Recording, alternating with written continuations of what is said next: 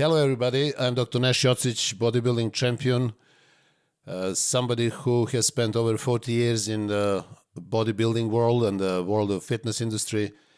And during that time I have competed 46 times and managed to win 17 titles. I have also personally trained and supervised over 3,000 clients and helped them to build muscle, burn fat and get in the best shape of their lives. At the same time, I have managed to publish 9 books on the subject of muscle growth, fat loss, competitive bodybuilding, nutrition, lifestyle change, and all these ebooks are actually on my website nashfittraining.com, and if you go on the page shop, you will find them there. I believe they will help you to dramatically expand your knowledge and widen your horizons when it comes to training and nutrition and fat loss and muscle building.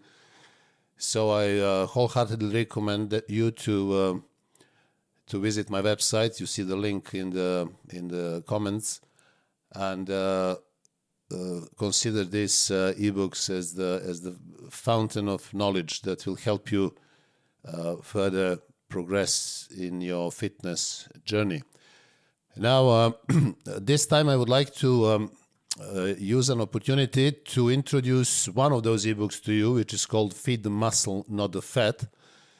And also this is a great subject that I want to talk to you about, because your response was fantastic on the subject of nutrition in the last few videos that I have published, and I think you deserve to get a little bit deeper. You deserve a little bit more information on the subject of nutrition, and especially on the subject of growing muscles but not fat. Unfortunately, this is not the case, because people today just eat in order to put as much calories as they can, believing that more calories they eat, bigger they will get. Well, bigger they will get, of course, but what that means, bigger means also fatter.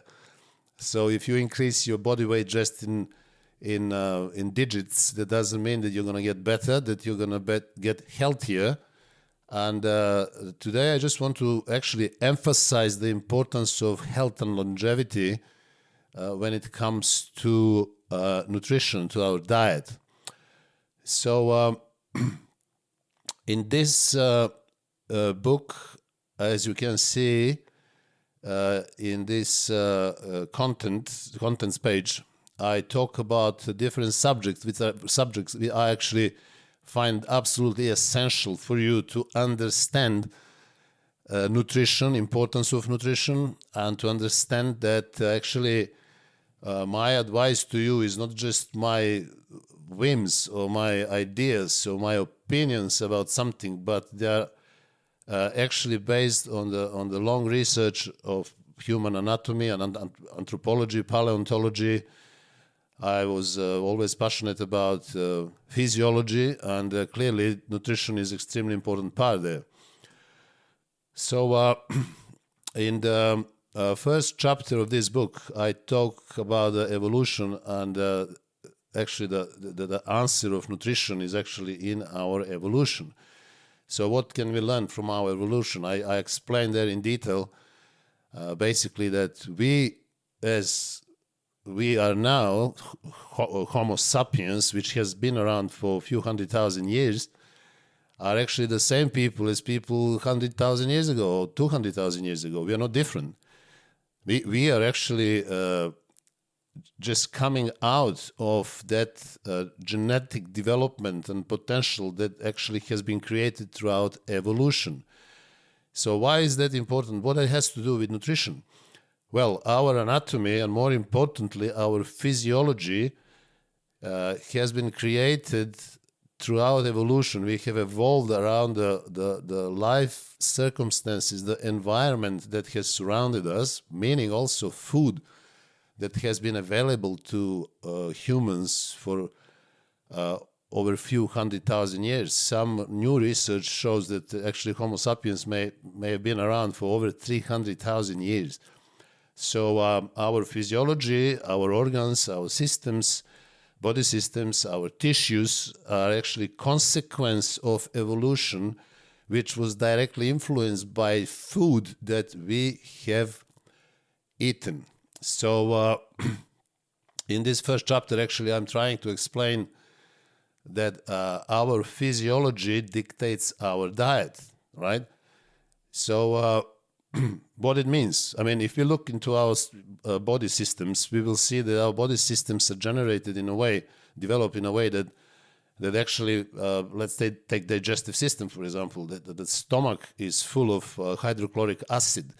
And acid is there primarily for one function, to digest protein. Why is that? Simply because protein was a staple food for humans. There was nothing else there. This is the only food that was always around us. So people often say, oh, but vegetables and fruits, and they're always there in nature. Yes, they are in nature, but they are not always in nature. There are some during the certain periods. Throughout evolution, you didn't have strawberries, berries, and apples all year round. And more importantly, in the much longer periods of our evolution, like, for example, during the periods of Ice Age, there were no such foods at all. Therefore, humans thrived, evolved around the staple food, which was exclusively meat. Only in the last 50,000 years, we have started eating fish, because humans couldn't really get hold of fish before that period. But once we learn how to catch fish, we have included that as well into our diet. But that comes relatively late in our evolution. So predominantly throughout evolution, the staple food for humans was meat. And this is the fact. Some people may not like it. Some people who are vegetarians or vegans, they say, oh, no, this is not. Of course, it's true. I mean, you don't need to be a rocket scientist to understand that for the longest parts of our evolution, actually for most of it, meat was the staple food. Now, obviously, we have developed agriculture some 10,000 years ago, but this is only like few percent of our evolution. Comparing to 300,000 years is negligible, and therefore this is not enough for us to actually genetically adapt to carbohydrates in the form of starch, and especially in the amounts that we are eating today. And this is why our organs and our tissues are failing, because when we expose ourselves to this high amount of carbohydrates, we are actually getting sick. So in the chapter 2 of this book, I'm talking about what is our food made of. So I talk about macronutrients. And it's important for you to understand what are macronutrients. We always talk of how much protein, how much carbs, how much fat. And it's easy to juggle with these numbers, but it's very important to understand the content of your propositions. So when you talk about something, not necessarily you should be looking at this only in the quantitative matter, only in the quantitative value, but also more importantly into the qualitative value, meaning you need to understand what are proteins, what are carbohydrates, and what are fats. What is the role of water in our diet? What about cholesterol? What are trans fats? So I cover all this in chapter number 2, and also I pay enough attention to macronutrients like vitamins, minerals, and trace elements, because they're very important as well, not just for our building muscles, but also for our health and longevity. When it comes to that longevity factor, I know that lots of you who are watching this, you are in your 20s, maybe early 30s. You don't really care about, I don't care about what is going to happen when I'm 40 or 50. But you will see that when you get into your 40s or 50s or 60s, you will be also very, very concerned about your health, and also your look, and also your energy levels, your vitality, your performance, your mental activity. And this is something that will be very efficient and effective, and your health will be really good only if you follow certain principles when it comes to your diet and your training. So this time, in this video, I'm talking about my ebook, Feed the Muscle, Not the Fat. So we are concerned this time about nutrition. Now in the chapter 3, I'm talking about the problem of how do we get fat. What is making people fat? Because once we started getting fat, we started getting sick. And it's important to understand why we get fat. Why is that? So one of the major problems that I have identified is actually covered in this sub-chapter, which is called "Is Calorie Simply a Calorie?" So people are talking, a lot of so-called experts and scientists are talking about caloric intake, and you need to calculate your calories, and this is the calculator that they are offering, your basal metabolic rate, this and that, and then you subtract 500 calories a day, and they will... I mean, this is all rubbish, right? This simply doesn't work like that. If we are talking about the cars, and you are an expert, for example, in BMW cars, and you are talking about 3 Series BMW, yes, you can say that there are certain calculators which can explain to us what 3 Series are and what 3000 cc engines are, and what is the problem with those engines if you use calculators and different software readers. They will, when we plug them in, they're going to read every single car, hundreds of thousands of 3 Series, 3000 cc, and it will give us an exact explanation. And this is fine. And I agree with that. This is how science works, because it works with non-animated bodies. But we humans, we are animated, and you are very different. Even our physiology, which they are trying to explicitly break down scientifically in numbers, doesn't work like that, because we are all very different. So when you take a calculator to calculate your calories, you are actually playing video games for kids, right? And it doesn't work like that. And this story of calories is such a nonsense which is prevailing nowadays. A lot of so-called nutritionists will put you on certain caloric intake, and then they will cut down on, and you will never get in shape. I mean, Arnold never knew about counting calories, neither Serge Nubret or people like that, and they all got in shape. So what is the problem? Well, the problem is that the calorie is not a calorie.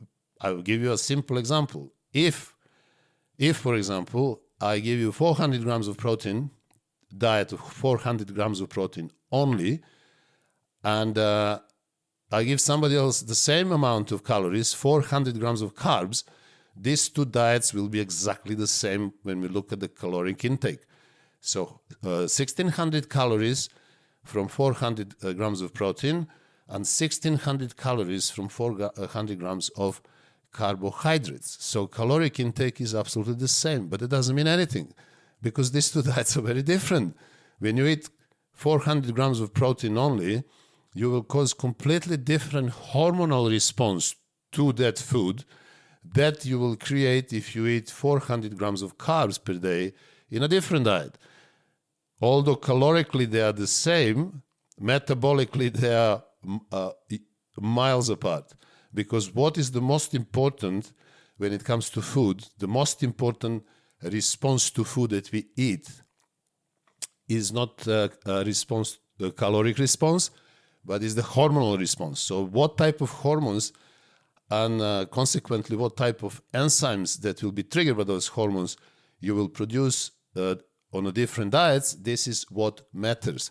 And this is what I talk about. Clearly lack of knowledge, and the lack of knowledge is, especially in these days for me, absolute lack of responsibility. Everybody now can have knowledge. You're watching this video, you can get this ebook, you can do your research, you can get a lot of books in the libraries, you can get them on Amazon, you can get PDF files, ebooks. So nobody can say today, oh, but I don't know. Well, you don't know because you don't want to know. And this is ignorance. And ignorance, according to Dostoevsky, for example, was much worse than lack of knowledge. So there are people who say, oh, I don't know, but I want to learn. That's great. That's how it should be. I'm learning all the time. So it's nothing is wrong to say I don't know.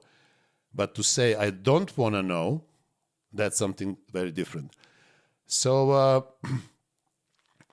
what comes out of how do we get fat and our ignorance and lack of knowledge leads to metabolic syndrome, which is underlying cause of all chronic diseases, and it comes out to be most, if not all, of the cancers today.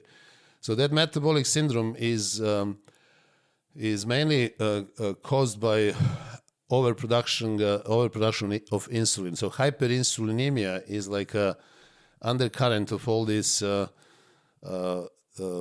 problems that come out of this metabolic syndrome. So you want to try to control your insulin production, because our pancreas is not there to allow us to eat tons of carbohydrates every day.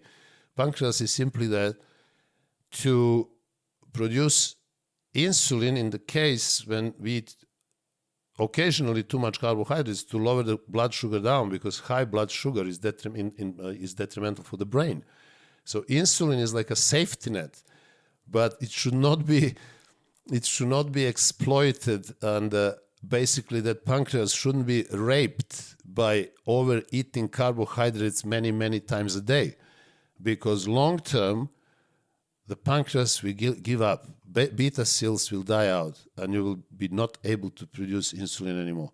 So this is catastrophic for everybody's health. First you get into insulin resistance, then that leads you to diabetes 2, then they're going to put you on more insulin tablets or injections, and then you're going to end up very badly, because I went to the hospitals, I visited few wards of people with terrific health consequences for my own research, and I've seen, which is absolutely terrifying to see what can happen due to diabetes. So most of the time, unless it's diabetes type 1, diabetes type 2 is self-inflicted. So this is why I wanted to pay attention to this problem. Now I talk about carbohydrates, and I explain what are carbohydrates and why are they there. Carbohydrates have no biological value whatsoever. They are simply empty calories. They are not essential like proteins and fats. We have essential amino acids. We have essential fatty acids. But interestingly enough, we don't have essential carbohydrates because they are not essential. We can always produce them if we need them. The body has ways of dealing with the necessary amount of glucose in the blood through the process of gluconeogenesis that happens in the liver. And again, thanks to our evolution, we have evolved around food that was around humans for hundreds of thousands of years, and there were not grains around. There was not rice and bread and pasta and potatoes and cereals and all these things made of flour and sugar. And I mean, we are just overwhelmed with carbohydrates. So you have to be very careful with them. Very, very few people can actually maintain their health for long eating carbohydrates, maybe 4 or 5 times a day. I mean, yes, bodybuilders are doing that, but I'm talking about longevity and health. I want you to be healthy and good looking when you're 40 and 50 and 60 and plus. Not just for a couple of shows and then you end up with diabetes type 2, or you end up, as many others have ended up very badly. One of the reasons, not the only reason, but one of the reasons is overeating of carbohydrates. So the healthiest diets that you can actually have were the low carbohydrate diets. I've talked about it in a few videos. I talked about carnivore diet, paleo diet, I talked about keto diet. And these are diets that will just benefit your health. Of course, you can build a lot of muscles, huge muscles with those diets. And but most importantly, you will be very healthy, and you will last like that for years, for decades to come. This is the main point. You don't want to just be great looking and healthy until you are 30 and then everything goes down the hill. Unfortunately, for many professional bodybuilders and advanced bodybuilders, this is the case. I don't want you to do that. I didn't do that. I'm still very active, very happy. I'm very lean. I'm 100 kgs all year round. And you see, it's possible. So this is what I'm trying to do. I'm trying to give you my experience so then you can actually take as much as needed and create your own best way of living healthily for years and decades to come. Then in the following chapter, I talk about weight loss versus fat loss. Again, this is a very wrong assumption, and people just talk about weight loss. I mean, the keyword on Google is weight loss, it's not fat loss. Even that is wrong. But fat loss is more important than weight loss. So I can have a person who is 90 kgs and is fat, right? And then in 6 months, that person can be still 90 kgs, but look completely different. So weight-wise, we are talking about the same weight, but we are talking about a different physique. Why? Because the person has lost 10 kgs of fat and has gained 10 kgs of muscle. So his weight is still the same. So weight is irrelevant. Weight loss doesn't mean anything. You can lose 10 kgs on the scale, but you will never know what did you lose. So you may lose water, you may lose muscle, you may lose a little body fat. So weight doesn't really matter. So what matters? Well, fat loss is what matters. Now, the problem with fat loss is that it's not easy to achieve. So how do you lose fat, but not muscle? So this is what I'm trying to cover in this chapter. And the last chapter is basically called What Can Be Done. So I'm giving a solution there.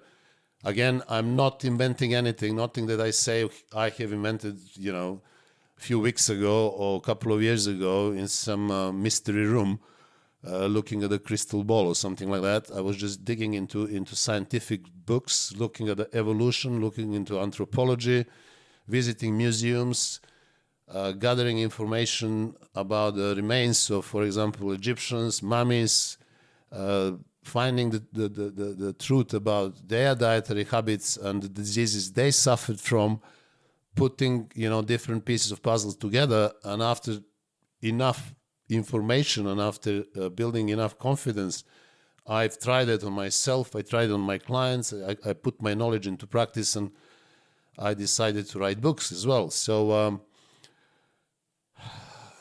everything goes back to our evolutionary habits. So one of the things, for example, that I'm talking about is intermittent fasting, which also can be very beneficial, and I explain who can and who should do that. Should you do it? So these are the subjects that I cover in this ebook. So I believe I've given you enough information about the book. I just highlighted the most important parts in the chapters. And my idea again is to help you learn more, expand your knowledge, and get out of this everyday thinking of, oh, how much protein, how much fat, how many calories, how many sets, how many reps, because this is it's just a superficial information about things that you're doing. You're putting your efforts, your emotions, your commitments, your motivation into that, money, and if you really do that, then try to understand a little bit deeper, right? The ocean is not only what you see on the surface, those few waves and a bit of water on the top. Oceans, they go down sometimes for few kilometers, right?